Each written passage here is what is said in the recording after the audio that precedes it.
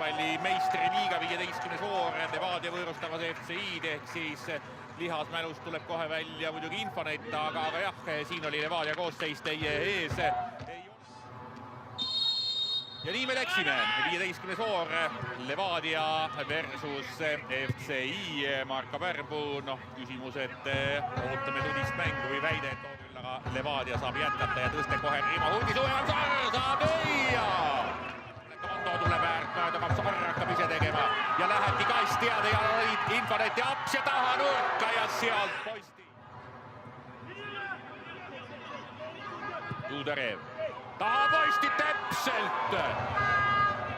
Võtta ei olegi vist vaja. Mapsari nurgalöök läheb teele ja Kando oli seal, vaata, et peaga kõige parema ja Hunt saab palli võidetud ja läheb kasti ja läheb ikka edasi ja mitme mehe vahet ja taha posti Keeru ka saab jätkata ja saab palliga tagasi endiselt Marelli pall jala peal. Trugov palli taga, 2 meest müüris, ei tule otse lööki, sealt tuleb jätku, aga jätab palli Marellile, ei tule veel lööki, aga Andreev ei pääse lööma. Tuudarev, nüüd tuleb löövad, lahtine pall ja Levadia! Ja saab Levadia selle tahtmise, saab Levadia tahtmise.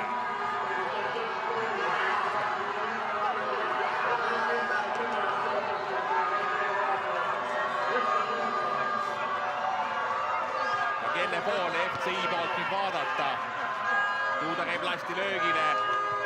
Iganen ei suuda püüda, tõrjub täpselt ette ja siis ei olnud seal ka ühtegi FCI. Ja Levadia saab nüüd mängitud keskelt juba, kes läheb ja Maarin läheb üksinda. Dmitrijev jõuab järele, Maarin läheb Ivaneni vastu.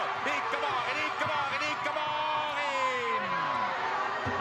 Aga ei, aga enam seda ei jää. Ja nii ongi ja rõõm Levadia pingi juures on suur, see on mõistetav tööga läbi raske tööga, võetakse siit 1 värav ja 3 punkti.